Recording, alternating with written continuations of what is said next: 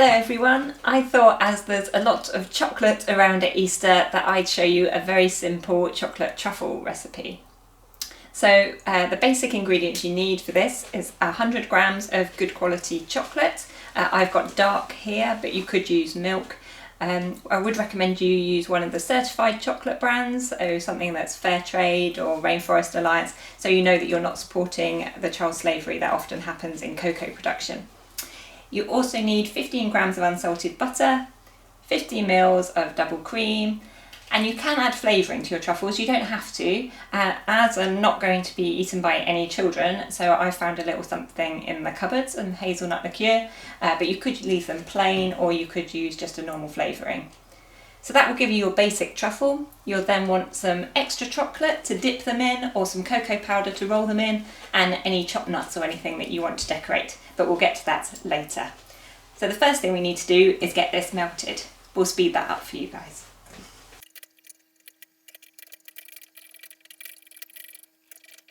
So I melted my chocolate slowly over water. You could melt it in the microwave, but I always seem to burn mine when I do. So once you've got your chocolate melted, you need to pour it over the butter and get that melted in.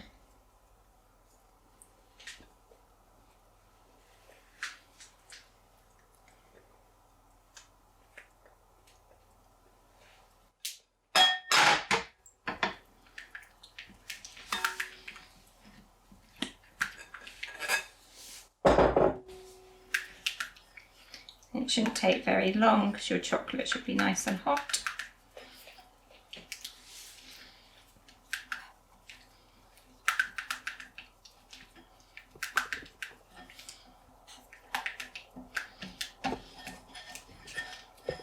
Just make sure we've not got any lumps left.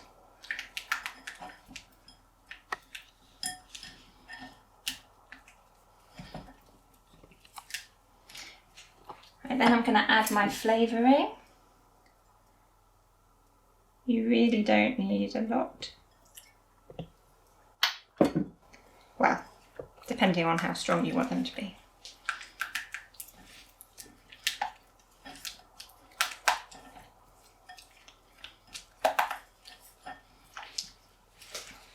And then lastly, in goes the cream.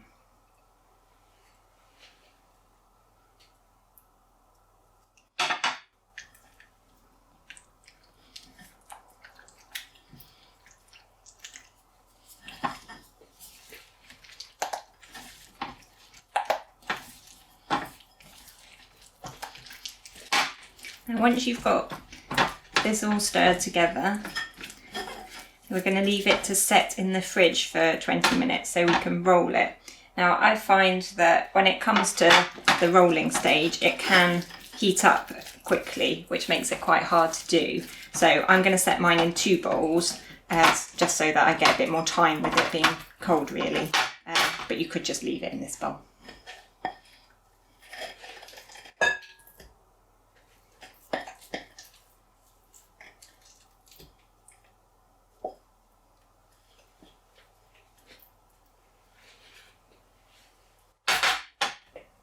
So that's ready for the fridge.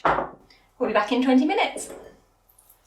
So once it's set for 20 minutes in the fridge, you then need to roll your truffles, which is just how it sounds. Just scoop out a little bit of the mixture and roll them into balls. If you set it on greaseproof paper, it will stop them sticking for later. Now at this stage, you could just roll them in cocoa and you'd be finished. I'm going to dip mine in chocolate though, so once they're rolled, they need to go back into the fridge. So that we can dip them later. One thing I have learnt is if you're going to dip them in chocolate, it's quite hard to get that really thin. So don't make your truffles too big at this stage basically, because otherwise you'll end up with massive truffles later. So I'm just going to keep rolling and we'll fast forward a bit.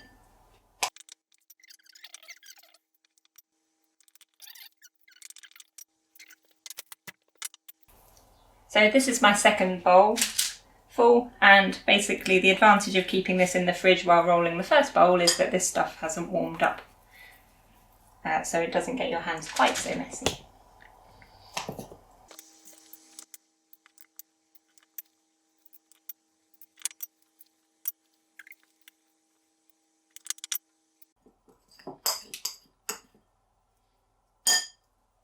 And the last one, it's just starting to get a bit too warm now really, so it's all a bit messy.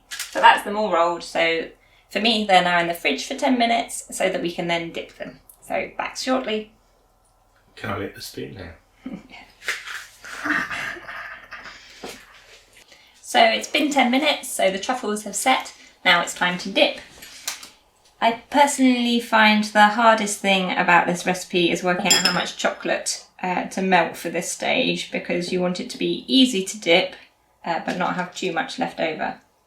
Now I'm dipping mine in milk chocolate, but it's up to you. And while the chocolate is wet, you could choose to sprinkle on some chopped nuts or glitter, edible obviously, or anything you fancy really to decorate. I'm going to do a different kind of decoration which you'll see later. But basically just a case of rolling each of the truffles in the melted chocolate.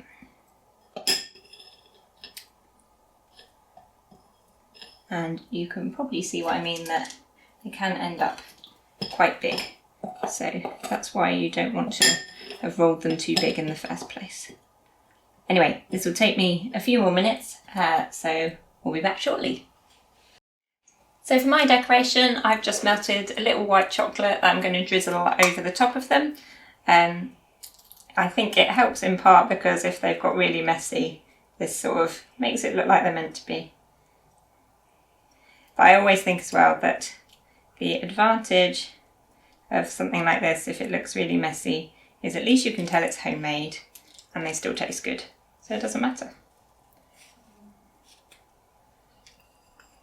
So I hope you have a go at making some. If you fancy sharing any photos, I'd love to see. And I'll make sure Jason doesn't eat them all at once. Happy Easter!